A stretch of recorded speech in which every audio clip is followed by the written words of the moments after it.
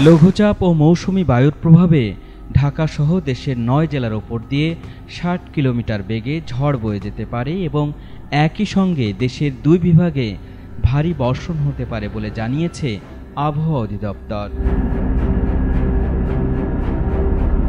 আবহাওয়া অফিস বলছে, ঝড়খণ্ড এবং তৎসংলগ্ন এলাকায় অবস্থানরত নিম্নচাপটি পশ্চিম উত্তর পশ্চিম দিকে অগ্রসর ও দুর্বল হয়ে সুস্পষ্ট লঘুচাপ আকারে মধ্যপ্রদেশ এবং তৎসংলগ্ন এলাকায় অবস্থান করছে।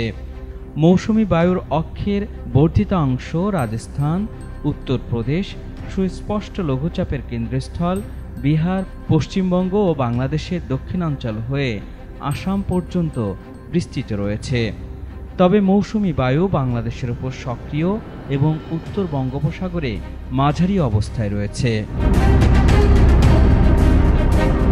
সোমবার সকাল থেকে সন্ধ্যা পর্যন্ত আবহাওয়ার পূর্বাভাসে বলা হয়েছে, খুলনা ও সিলেট বিভাগের অধিকাংশ জায়গায় এবং রংপুর, রাজশাহী, ময়মনসিংহ, বরিশাল, ঢাকা ও চট্টগ্রাম বিভাগের অনেক জায়গায় অস্থায়ীভাবে দমকা হাওয়াসহ হালকা থেকে মাঝারি ধরনের বৃষ্টি ও বজ্রসহ বৃষ্টি হতে পারে।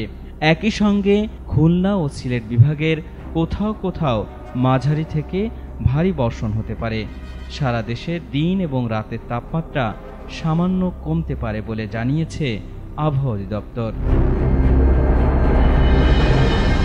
এছাড়া মঙ্গলবারের আবহাওয়ার পূর্বাভাসে বলা হয়েছে, রংপুর, রাজশাহী, ময়মনসিংহ, খুলনা ও সিলেট বিভাগের অনেক জায়গায় এবং ঢাকা, বরিশাল ও চট্টগ্রাম বিভাগের কিছু কিছু জায়গায় অস্থায়ীভাবে দমকা হাওয়াসহ হালকা থেকে মাঝারি ধরনের বৃষ্টি অথবা বজ্রসহ বৃষ্টিপাত হতে পারে। সেই সঙ্গে সারা দেশের কোথাও কোথাও মাঝারি ধরনের ভারী থেকে ভারী বর্ষণ হতে পারে।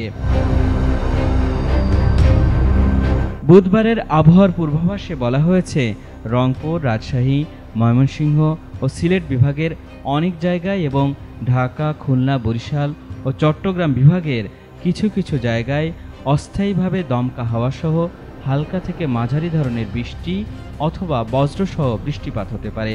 সেই সঙ্গে দেশের কোথাও কোথাও মাঝারি ধরনের ভারী থেকে ভারী বর্ষণ হতে পারে। সারা দেশে দিন এবং রাতের তাপমাত্রা প্রায় অপরিবর্তিত থাকতে পারে।